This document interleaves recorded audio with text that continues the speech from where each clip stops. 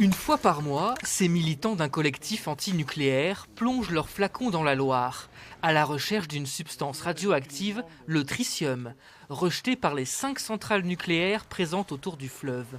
Les prélèvements sont envoyés à un laboratoire indépendant agréé par les autorités. En janvier 2019, une mesure les interpelle. Plus de 300 becquerels par litre, soit 3 fois la limite autorisée. 1 an et demi plus tard, l'expert public des risques nucléaires avance une hypothèse, celle d'un mauvais mélange dans la Loire, des rejets de tritium de la centrale de Chinon. Les autorités vont lancer dans les prochains jours une étude. Au moins, le fait de lancer l'étude montre que le lièvre qu'on avait soulevé en 2019, pour l'instant, c'est une problématique qui n'a pas de réponse. Et ils vont essayer d'en trouver une à travers cette expérimentation. Pendant 4 mois, des prélèvements vont être effectués 2 fois par jour dans le fleuve à Saumur. Plus de 1000 échantillons vont être analysés.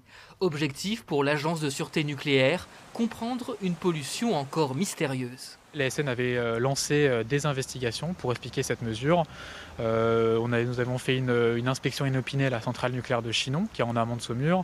Nous avions réanalysé l'ensemble des rejets effectués par les centrales nucléaires de la Loire. Pour autant, les investigations ne permettaient pas d'expliquer les raisons de cette valeur anormalement élevée. Et c'est la raison pour laquelle nous décidons de lancer une campagne de mesure. Le tritium présent dans l'eau du robinet le long de la Loire. C'est ce que confirme cet exploitant qui pilote depuis ce centre 400 usines de production d'eau. On observe qu'on est aux alentours de 20-25 becquerels par litre pour une norme en France à 100 becquerels par litre. L'autorité de sûreté nucléaire promet que les données collectées lors de son enquête seront rendues publiques.